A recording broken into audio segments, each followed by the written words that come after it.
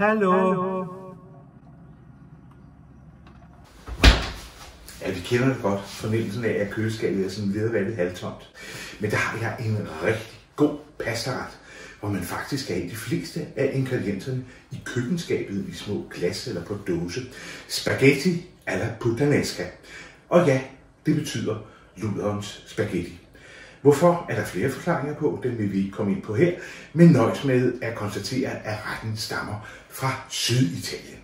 Og derfor er vi taget til Napoli, hvor vi vil lave spaghetti alla puttanesca. Nej, selvfølgelig er jeg ikke taget til Italien. Det kan man jo ligesom ikke lige for tiden, vel? Nå, men lad os lige kigge på, hvad der egentlig skal i sådan en spaghetti puttanesca. Og der skal hakket hvidløg. Der skal knuste peperoncini. Der skal ansjoser af de italienske. Der skal kapers. Der skal udstenede sorte oliven. Der skal knuste flåede tomater. Persille. Citronskal. Salt og peber. Og olivenolie. Og det er jo altså en super enkel pastaret, det her. Vi starter simpelthen med at fyre op under blusset og komme en lille smule olivenolie på panden.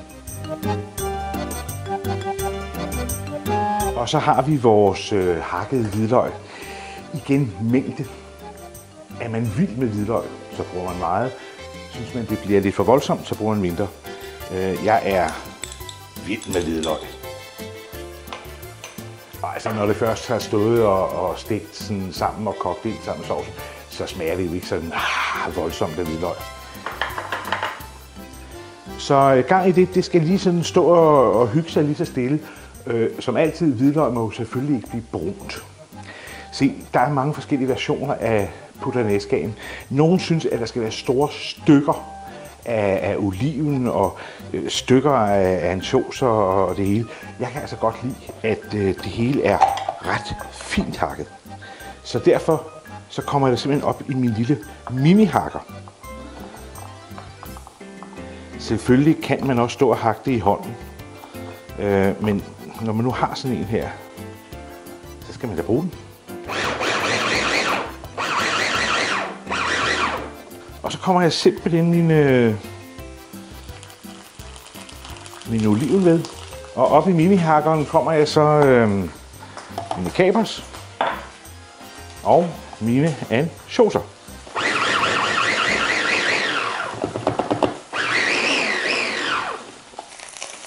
I med det også. Og så lige sådan stå og vende lidt på det. Og så bare på med tomater.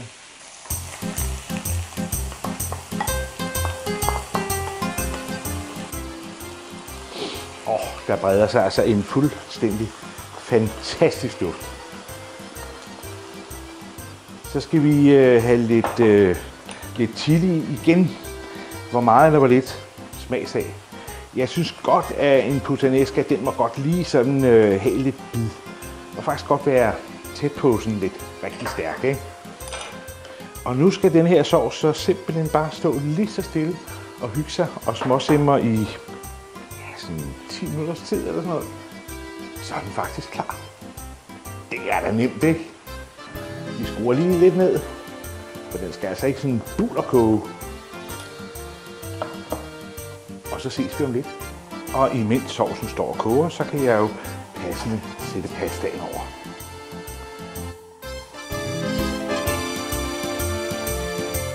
Pastaen står og koger, og sovsen her, den er ved at være lige som den skal være. Den er tykket pænt. Så nu vil jeg lige smage den til. Jeg slukker for den.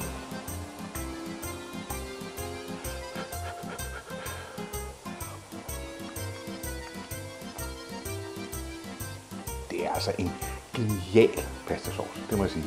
I al sin gribende enkelhed. Men de her elementer med oliven og kapers og hvidløg og chili og tomat, det spiller max. Nu skal den have lidt persille.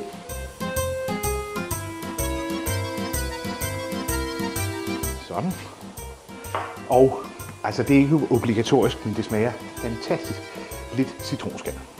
Og Og vi passer selvfølgelig på kun at få skallen med, ikke noget af det hvide. Og hvis man nu kommer til at lave for meget, så skal man, inden man tilsætter persillen, så tage lidt fra og fryse det ned i en pose. Så har man altid en dejlig puttanesca i sin fryser, som man kan hive op.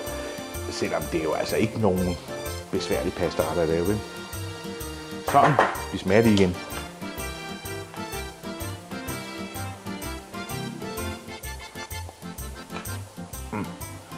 Nu gør jeg noget, som nogen sikkert vil sige, manden er gal. Men sukkerskålen kom så frem igen. En kvart teskefuld. Altså simpelthen med den letteste hånd. En gang til med en ren ske.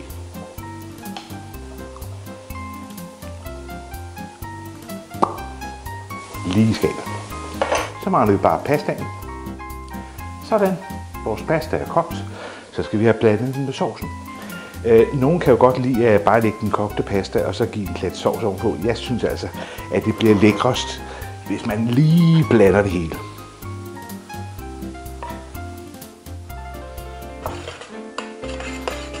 Må vi jo lige se, hvor meget sovs det kan trække. Jeg kan godt lige klare en skefuld til. Så er der faktisk bare tilbage at anrette. Og der kan man jo gøre det på sådan en lidt restaurantsmarte måde. Hvor man ligesom laver sig sådan et lille fint pastatårn.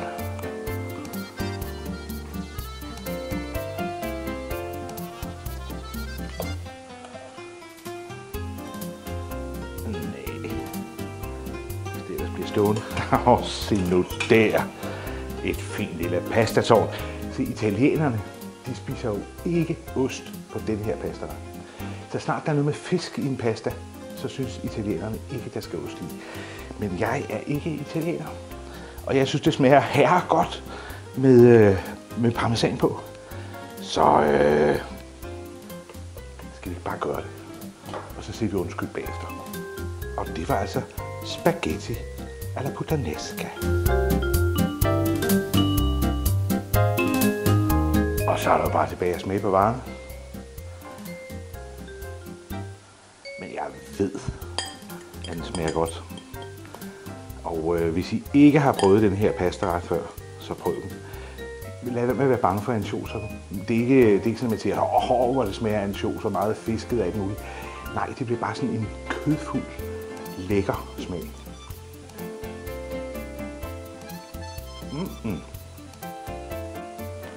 Spaghetti puttanesca, det er altså en, der er ved at have på repertoiret, ikke? Så jeg håber, at I vil lave den. Og pas godt på hinanden derude, og velbekomme. Der er måske lige overkant.